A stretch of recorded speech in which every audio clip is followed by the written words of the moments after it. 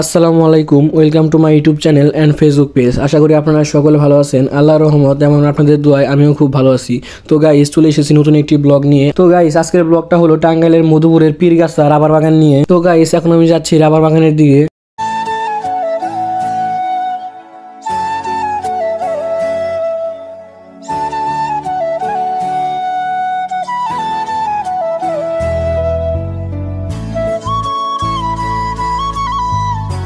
আমরা প্রায় রাবার বাগানের কাছে চলে এসেছি। এই যে রাবার গাছ দেখা যাচ্ছে। এই যে এখানে সাইনবোর্ডে দেওয়া আছে সন্তোষপুর রাবার বাগান, ফুলবাড়ি, ময়মনসিংহ। তো গাইস, আমরা ফাইনালি চলে এসেছি রাবার বাগানে।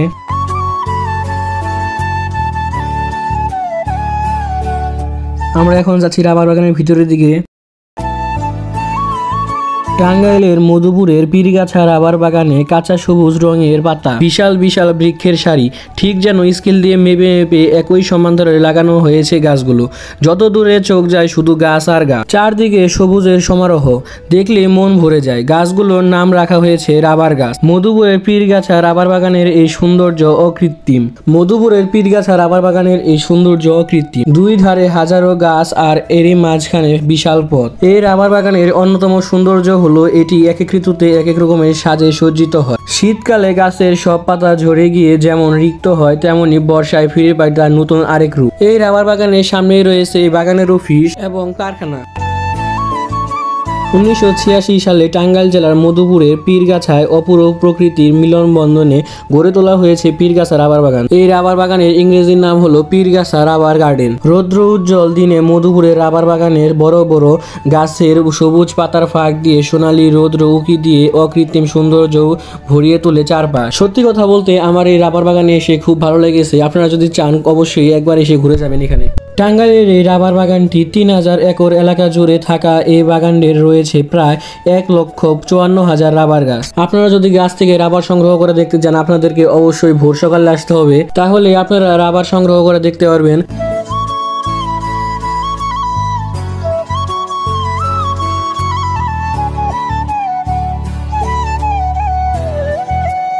অনেক জায়গা থেকে এখানে মানুষ আসে পিকনিক করার জন্য, ঘুরতে, দেখতে। এখন রাবার বাগান থেকে বেরিয়ে যাচ্ছি কারখানা দেখার জন্য। কারখানার গেটের সামনে চলে এসেছি। এখানে একটি সাইনবোর্ড আছে। সাইনবোর্ডে লেখা আছে বসিউক সন্তোষপুর রাবার বাগান অফিস ও রাবার প্রক্রিয়াজাতকরণ কারখানা।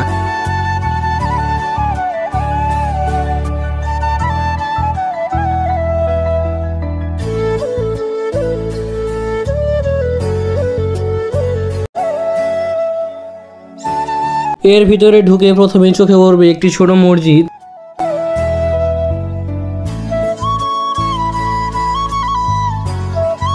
এই যে এই বোর্ডে লেখা আছে কষ প্রক্রিয়াজাতকরণ কারখানায় সর্বসাধারণদের প্রবেশ নিষেধ।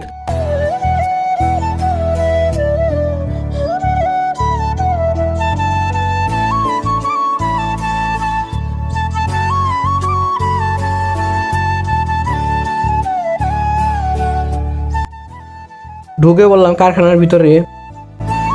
এখানে ঢুকে চোখে পড়লো রাবার শুকানো হচ্ছে রোদ্রে। এই রুমের ভিতরে রাবার প্রক্রিয়াজাত করা হয়।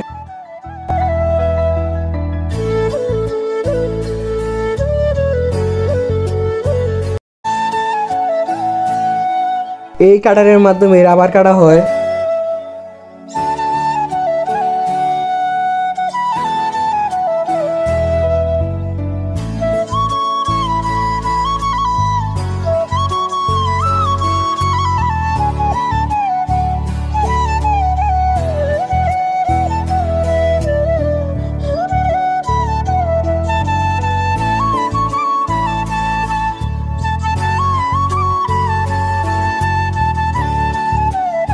এর ভিতরে যে কষ দেখতে পাচ্ছেন, এটা যখন জমাট বাঁধবে তখন এটাকে রোদ্রে শুকানো হবে।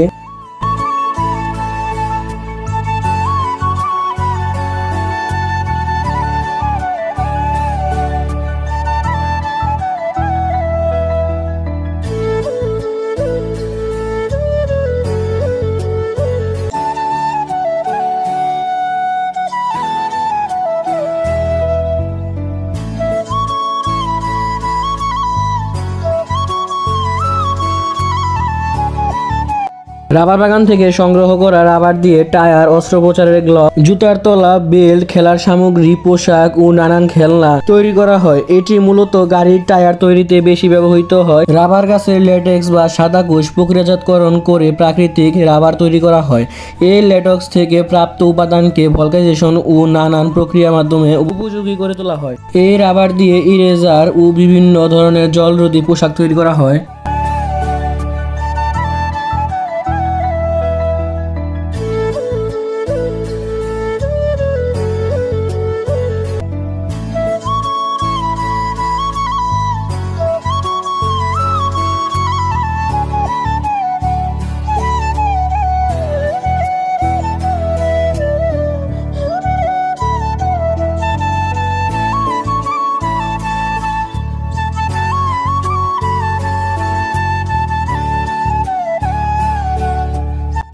এই রাবার বাগানে আসলে অনেক বানর দেখা যায়। যদি এই বানরকে এই ভিডিওতে দেখাতে চাই তাহলে এই ভিডিওটা অনেক বড় হয়ে যাবে, তার জন্য আমি পার্ট 2 করছি। আগামী শনিবারে এই রাবার বাগানের পার্ট 2 ছাড়া হবে।